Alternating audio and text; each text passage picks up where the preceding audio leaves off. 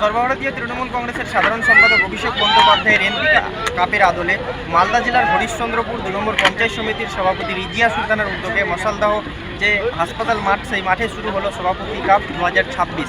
এদিন খেলায় মুখোমুখি হয় দুটি দল এবং ৬-০ গোলের ব্যবধানে জয়ী হয় একটি দল।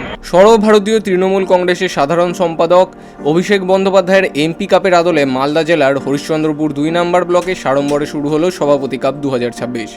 মঙ্গলবার মশালদহ গ্রামীণ হাসপাতাল মাঠে জাতীয় পতাকা উত্তোলন ও জাতীয় সঙ্গীতের মাধ্যমে এই নকআউট ফুটবল টুর্নামেন্টের শুভ সূচনা হয়। হরিশ্চন্দ্রপুর ২ নম্বর ব্লকের পঞ্চায়েত সমিতির সভাপতি রিজিয়া সুলতানের পরিচালনায় এবং যুব সভাপতি মোহাম্মদ মনিরুল আলমের পৃষ্ঠপোষকতায় এই ৮ দলীয় প্রতিযোগিতার আয়োজন করা হয়েছে।